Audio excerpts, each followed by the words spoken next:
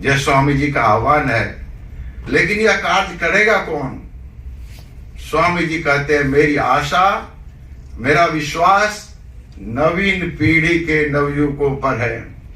वे सिंह विक्रम के साथ भारत की उन्नति के लिए सभी प्रकार की समस्याओं का निराकरण करेंगे। तो नवयुवक पर ही स्वामी जी निर्भर थे। नवीन भारत का पुनरुत्थान कौन करेगा? नवयुवक। कैसा नवयुवक? स्वामी जी कहते हैं, श्रद्धावान, वीरजवान, तेजस्वी और निष्कपट नवयुवकों की आवश्यकता है। यह कंडीशन, ऐसे गुण संपन्न नवयुवक चाहिए।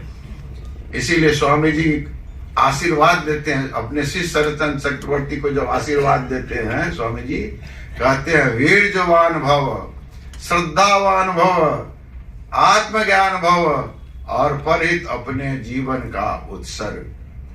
स्वामी जी कहते हैं कि हमें ऐसी शिक्षा चाहिए जिससे क्या? मन की शक्ति बढ़े, बुद्धि विकसित हो, चरित्र का गठन हो और हम अपने पैरों पर खड़ा होना सीखे। यही शिक्षा का उद्देश्य है। हमारा जो प्राचीन भारतवर्ष, उसमें शिक्षा का आदर्श क्या था? जिसमें परा और अपरा दोनों प्रकार की विद्याएं प्रदान की जाती थी। परा विद्या के द्वारा हमारे चरित्र का गठन होता था और अपरा विद्या के द्वारा हमें सभी प्रकार की स्किल प्राप्त होते थे। इस संसार की सारी शक्तियों के ऊपर विजय प्राप्त होता था। तो दोनों प्रकार की विद्याएं दी जाती थी, परा और अपरा। हमारे अंदर जो दो प्रकार के इग्नोरेंस, अज्ञान है, एक है सब्जेक्टिव और दूसरा है ऑब्जेक्टिव। सब्जेक्टिव माने हम अपने बारे में नहीं जानते हैं। हम आत्मा है, सर्वशक्तिशाली आत्मा है, यह हमें पता नहीं है। हम तो अपने आप को जरा मननशील, मृत्यु धर्म शरीर मानते हैं, कमजोर मानते हैं।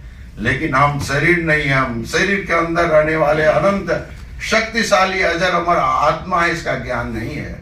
सो इग्नोरेंस अबाउट वन सेल्फ, इसको सब्जेक्टिव इग्नोरेंस बोलते हैं। और दूसरा ज्ञान है जगत के बारे में, यह है ऑब्जेक्टिव इग्नोरेंस। तो सब्जेक्टिव इग्नोरेंस और ऑब्जेक्टिव इग्नोरेंस, दोनों इग्नोरेंस को जब हम हटाएंगे तभी हमारी शिक्षा पूर्ण होगी। परा विद्या के द्वारा सब्जेक्टिव इग्नोरेंस हटता है और अपरा विद्या के द्वारा ऑब्जेक्टिव इग्नोरेंस का निराकरण होता है। हमारे चरित्र का गठन होता है और हम इतने सक्षम होते हैं कि हम अपनी सारी सांसारिक समस्याओं का निराकरण कर सके। तो ऐसे नवयुवक स्वामी